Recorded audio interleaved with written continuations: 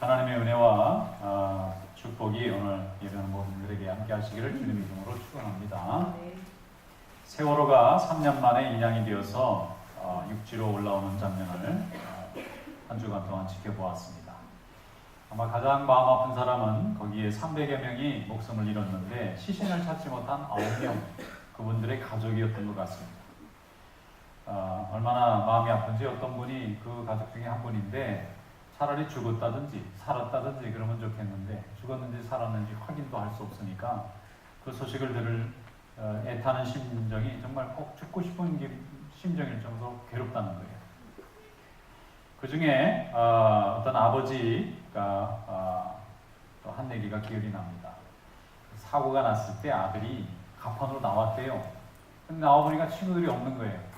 그래서 아버지한테 카톡을 했답니다. 아버지, 이거 배가 지금 위험한데 어디로 가야 될지 모르겠다고. 그러니까 아버지가 야, 거기 밖에 나와 있으면 어떡하냐, 선생님 어른들 말씀 듣고 빨리 들어가야 있으라고, 나와 있으면 위험하다. 그래서 아들이 나왔는데 아버지 얘기를 듣고 들어갔다는 거예요. 그러니까 이게 아이는 죽었죠. 그러니까 아버지가 그때 그냥 놔둘 거를 어른들이 잘 이렇게 케어하고 통제하는 줄 알고 어른들 말씀 들으라 그랬더니 아들만 죽게 됐다고. 그게 괴로운 거예요. 또 어떤 선생님이 한 분 계셨는데 그 선생님은 가판에 나왔는데 보니까 아이들이 없는 거예요. 아이들이 다 객실에, 선실에 있는 걸 보고 마지막에 어머니한테, 자기 어머니한테, 어머니 아이들이 아무래도 안 나온 것 같다고, 내가 데리러 들어가야 되겠어요. 그리고는 내려갔는데 목숨을 같이 잃어버린 겁니다. 그러니까 그 부모님들이 지금도 가슴에 얼마나 고통스러워하는지 몰라요. 괴로운 거예요, 굉장히. 누구든지 목숨에 경과가 있거나 신변에 변화가 있거나 아주 생명에 지장이 있는 그 순간에 누구를 생각하느냐 하면은 아버지나 어머니를 생각합니다. 부모님을 가장 먼저 생각하게 돼 있어요. 왜냐하면 부모님이 나를 낳고 기를 주셨고 내가 생명에 무슨 문제가 있을 때 가장 알리고 싶은, 가장 의지하고 싶은 분이 아버지나 어머니일 겁니다. 그러니까 위급하고 중요할 때는 아버지를 찾고 어머니 찾는 거죠. 우리 예수님께서도 가장 마지막 순간에, 아마 고통스러운 순간이면 겟세마네에서 기도할 때가 아니었을까 싶습니다. 그런데 아버지를 부릅니다. 다른 곳에서는 하나님 이렇게 불렀는데 여기서는 아버지 이렇게 굉장히 좀 정감이 가는 표현을 썼어요. 시신이 잘 돌아와서 세월호 가족 중에 9명 시신 못 찾은 분들이 유골이라도 찾아가지고 장례라도 하면 참 좋을 것 같아요. 우리도 위로받을 것 같아요. 장례식이 왜 중요한가 생각해봤어요. 일생 동안 같이 생활하면서 희노애락을 겪은 내 가족인데 죽었는지 살았는지 알 수도 없고 갑자기 또 이렇게 생사가 갈리게 되면은 사람들이 굉장히 괴로워하고 충격을 감당을 못합니다. 그런 장례식을 은혜스럽게 잘 하고 나면은 힐링이 되더라고요. 그리고 마음속에 이분이 이제 우리와 삶을 더 이상 공유할 수 없는 하나님 나라로 가셨구나 하고 마음으로 딱 정리가 돼요. 근데 그걸 해놓지 않으면 이게 끝이 난 것도 아니고 시작할 수도 없고 굉장히 어려울 것 같아요. 그래서 교회가 의식, 예식이 있다고 하는 것은 우리 삶에 하나님의 역사를 인정하고 우리의 생각을 다듬고 우리의 마음을 정돈하면서 하나님의 일을 해나가는 우리 인생을 좀 새롭게 이렇게 매듭을 지을 수 있는 좋은 계기가 될 수 있는 것이 의식이다, 그런 생각을 해봅니다. 오늘 본문 말씀에 보면 예수님께서 생애 마지막 순간에 겟세마네에서 피땀 흘리면서 기도합니다. 땀방울이 핏빛이 됐다고 기록할 정도 보면 기도를 굉장히 간절하게 하신 거예요. 간절하게 기도하시면서 아버지 하나님을 불렀는데 그것은 이 잔이 너무 무겁고 고통스러우니까 이 잔이 좀 지나가게 해달라고 하는 부탁입니다. 그런데 그 지나갈 수 없다면 아버지의 뜻대로 해달라는 순종으로 마감을 했어요. 자, 오늘 본문 말씀 다 함께 열어보겠습니다. 마태복음 26장 39절에서 42절 말씀, 마태복음 26장 39절에서 42절 말씀 저와 같이 함께 읽겠습니다. 조금 나아가사 얼굴을 땅에 대시고 엎드려 기도하여 이르시되 내 아버지여, 만일 할만하시거든 이 잔을 내게서 지나가게 하옵소서. 그러나 나의 원대로 하옵시고 아버지의 원대로 하옵소서 하시고 제자들에게 오사 그 자는 것을 보시고 베드로에게 말씀하시되 너희가 나와 함께 1시간도 이렇게 깨어 있을 수 없더냐. 시험에 들지 않게 깨어 기도하라. 마음에는 원이로되 육신이 약하도다 하시고 다시 두 번째 나아가 기도하여 이르시되 내 아버지여, 만일 내가 마시지 않고는 이 잔이 내게서 지나갈 수 없거든 아버지의 원대로 되기를 원하나이다 하시고. 아멘. 이제 예수님께서는 당신께서 이제 몇 시간 후면은 잡혀가고 하루가 지나기 전에 목숨을 잃고 십자가에 달리실 거라는 것을 알고 계십니다. 제자들은 지금 철 모르고 굴굴 자고 있습니다. 그리고 이 제자들은 예수님을 막을 수 있는 능력도 없습니다. 지금 겟세마네 동산 감람산 주변으로 수천 명이 되는 사람들이 지금 잡으려고 수백 명이 또 조를 짜서 올라오는 중입니다. 아무도 모릅니다. 또 예수님이 주로 머무셨던 마가의 달콩도 이미 그 파견된 군사들이 가서 수색을 하고 있는지도 모릅니다. 그런데 예수님 12제자들이라면 무장도 없고 이 사람들이 모르는 예수님을 막을 아무런 능력이 없는 걸 주님께서 아십니다. 그런데도 예수님이 너무 외롭고 두려우시니까 그 제자들을 의지하시려고 해요. 좀 깨어달라는 거예요.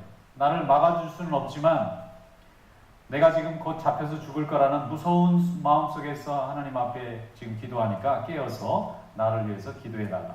깨어만 있어 달라는 거예요. 내 곁에 있어만 달라는 거예요. 두려우니까. 그런데 제자들은 계속 잡니다. 새벽녘에는 너무 잠이 쏟아져서 제대로 정신을 못 차릴 정도가 되는 거예요. 그런데도 예수님은 그 연약한 의지할 능력이 없는, 의지할 힘이 없는 제자들에게조차 의지하면서 하나님 앞에 기도했다는 건 그만큼 예수님의 마음의 상태가 굉장히 두렵고 고통스럽고 외롭고 고독했던 순간이 아닌가 싶습니다. 그런데 그때에 예수님께서 기도를 어떻게 하셨느냐면 자기가 하고 싶은 소원을 먼저 말하고 그래도 하나님의 뜻과 다르다면 내 뜻은 버리시고 아버지의 뜻을 이루게 해달라고 기도했습니다. 기도란 바로 그와 같은 것입니다. 가장 두렵고 무서운 순간, 그때 우리는 부모님을 찾습니다. 왜 그런가 하면 어릴 때부터 부모님은 나의 든든한 보호자였고 커서 부모님이 연약한 모습이 되었어도 여전히 그 기억과 그 근본이 남아있기 때문에 가장 어려운 순간에 부모님을 찾고 싶어요. 그리고 이 세상에 우리가 올 때 부모님을 통해서 왔잖아요. 그러니까 부모님은 나의 인생에 생명이 좌우될 때 꼭 한번 부르짖고 싶은 이름입니다. 그 전쟁 영화 같은 데 보면은 사람들이 총을 쏘고 막 맞고 병사들이 쓰러지면 죽어가면서 형님 친구야 이렇게 하는 사람이 없고 다 어머니 하고 죽는 경우가 많아요. 또 왜 그러냐면 어머니가 자기의 가장 어렵고 고통스러운 순간에 가장 가까이서 자기를 지켜주고 위로했던 사람이기 때문에 부모님을 찾게 돼 있는 겁니다. 우리 예수님께서도 가장 고통스럽고 연약한 순간에 우리 하나님을 아버지라 부르셨어요. 아버지께서 나를 좀 지켜달라고. 이 어려운 십자가의 고통, 사람이 죽는다는 게 얼마나 어려운 일입니까? 또 매맞고 부서지고 피 흘리고 온갖 인간이 가질 수 있는 고통은 다 경험하고는 하나님의 사명을 맡아야 되는데 얼마나 두렵겠어요. 그래서 예수님께서 하나님에게 이 잔을 할 수 있으면 지나가게 해달라고 하는 것입니다. 그런데도 우리 예수님께서는 순종하시고 십자가의 길을 걸어가신 줄로 믿습니다. 어떤 분이 예수님의 이 연약한 모습을 보고 예수를 믿겠다고 해요. 왜 그러시느냐 그랬더니 다른 종교는 하나님이 인간적인 공감이 없다는 거예요. 무슨 뜻이냐? 전능한 능력, 대단한 힘, 대단한 기적을 일으키는 신을 소개하는 종교는 많대요. 그런데 인간의 이 고통을 공감하면서 이 고통 속에서 자기 자신을 제물로 드려서 인간에게 구원의 길을 여는 하나님은 이 복음밖에 없다는 거예요. 우리 예수님께서 우리의 주님이 되신 것은 우리와는 전혀 다른 별도의 세계에 계시면서 우리를 그냥 컨트롤하고 조종하는 그런 하나님이 아니시고 우리 인간이 가지고 있는 육신을 가지고 연약함을 다 가지고 계신데 그 고통을 다 경험하시면서도 하나님의 뜻에 순종해서 스스로 제물 되시고 우리의 죄를 다 죄값을 치러주시는 이런 하나님, 공감의 하나님이기 때문에 우리가 복이 되는 줄로 믿습니다. 내 고통을 경험하고 공감하는 사람이 나를 잘 이해하지 않겠어요? 근데 공감 능력이 없는 신이다 그러면 이건 거짓신이고 또 우리에게 구원과 사랑을, 의뢰를 베풀 수 있는 신이 되지 못한다는 것입니다. 창세기에 보면은 아브라함이 모리아산에 아들 이삭을 데리고 가요. 데리고 올라가서 이제 잡으려고 합니다. 칼을 들고 제물로 잡으려고 하는데 하나님이 막으셨어요. 근데 생각해 보면은 아브라함은 100세가 넘은 노인이고 이삭은 15살이 넘은 청년 같은 힘이 강한 아이입니다. 근데 아버지가 잡아서 죽인다고 해서 그냥 무기력하게 잡혀서 죽일 수 있는 나이가 아니에요. 순종했기 때문에 죽이려고 했던 겁니다. 그런데 하나님이 아브라함의 팔을 막으시고 그리고 하나님께서 예비하신 여호와 이레 양을 보게 하시고 그 양을 이삭 대신 바치고 내려오면서 이삭이 배운 것이 무엇이겠습니까? 하나님은 이 아버지는 하나님을 너무 사랑하셔서 나를 제물로 바치기까지 순종을 하셨구나. 이건 뭐 하나님에 대한 믿음을 이것보다 더 강하게 가르칠 수 있는 기회가 없을 거예요. 한편 생각해보면 어떻게 아버지가 이렇게 나에게 할 수 있나? 이거 잘못된 거 아닌가? 이렇게 생각할 수도 있는데 세월이 가면서 이삭은 깨달았을 거예요. 우리 아버지는 하나님을 정말 사랑하셨구나. 내가 내 자식을 잡아바치라는 말씀에 순종하면 내 자식을 부활시켜서라도 하나님께서 나를 살려주시겠구나. 하나님은 늘 선하신 분이고 옳으신 분이니까 순종하기만 하면 선한 결과를 이룰 거라는 믿음을 가졌다는 것을 이삭도 나중에 깨달았어요. 그래서 그는 아버지의 신앙을 이어서 하나님을 잘 섬기는 그 집안의 족장이 되었고 또 온유한 마음 때문에 주변에 있는 많은 사람들과 다투지 아니하고 항상 땅을 차지하고 부유한 삶을 살아가는 그런 온유한 자의 축복을 받은 줄로 믿습니다. 아버지의 이름으로 하나님 아버지의 이름으로 우리 아버지가 순종하고 나도 순종하는 것입니다. In the name will of Father. 하나님의 뜻으로 순종하는 것. 아버지의 뜻에 순종하면 복을 받았다는 이 사실이 우리 믿는 자들에게는 매우 중요한 고백이 되어야 합니다. 오늘 본문 말씀 39절에 보면 이렇게 고백하고 있어요. 만일 할만하시거든 이 잔을 내게서 지나가게 하옵소서. 그러나 나의 원대로 마시옵고 아버지의 원대로 하옵소서 그랬어요.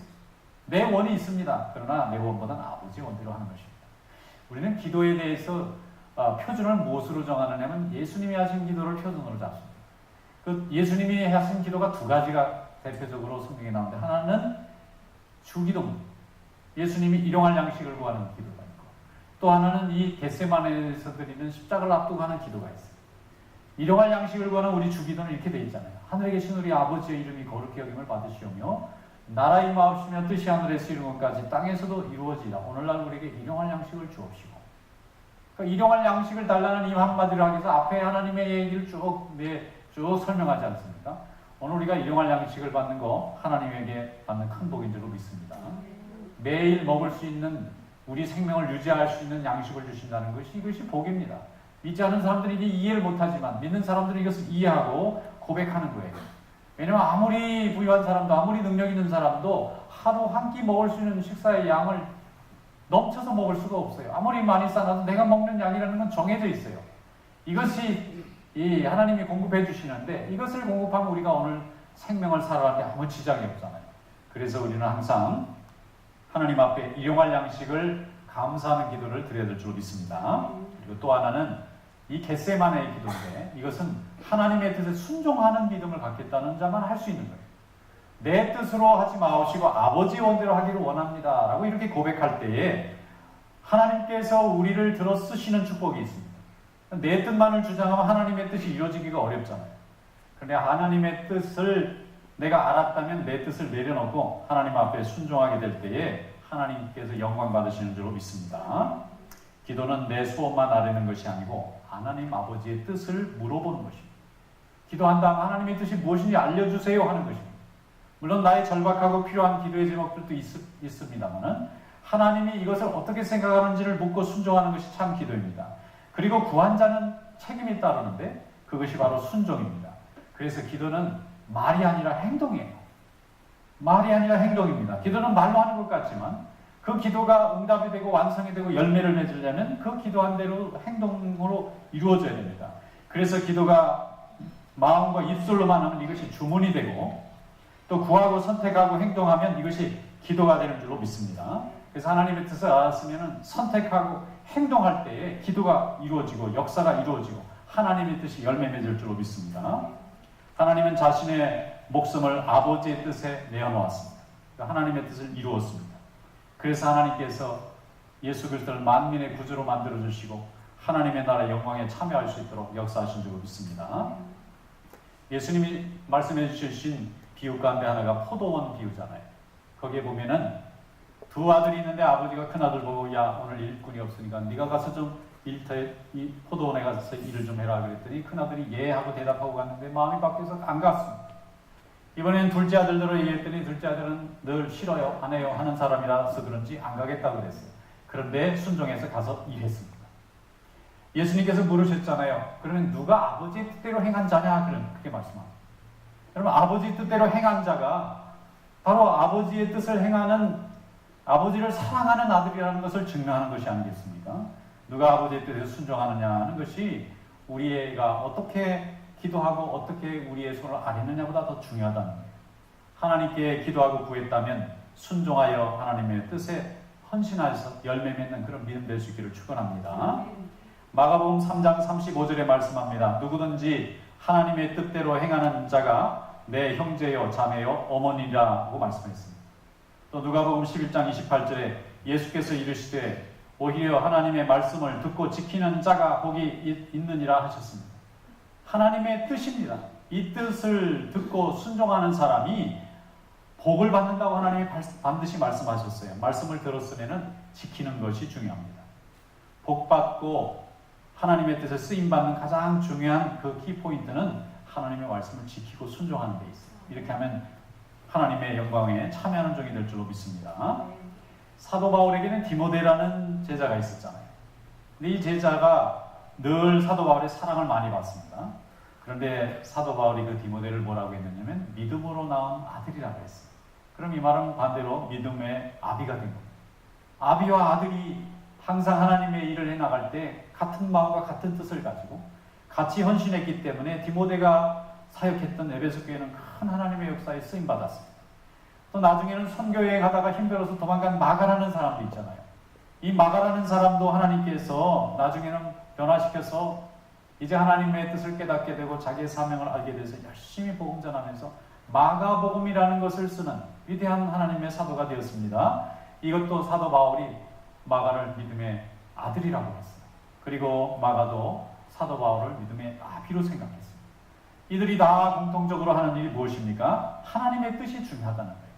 하나님의 뜻은 복음을 전하고 교회를 세우고 또 인생이 하나님 앞에 돌아오는 구원의 역사를 이루는데 다 순종하는 것입니다. 자기가 가지고 있는 능력도 있고 지식도 있고 또 모든 것도 다 있었지만은 하나님이 기뻐하시는 영혼 구원하는 일에 헌신해야 되겠다는 뜻이 분명히 이루어지고 확신이 되면은 전심전력해서 그 일을 감당했던 자녀들이에요.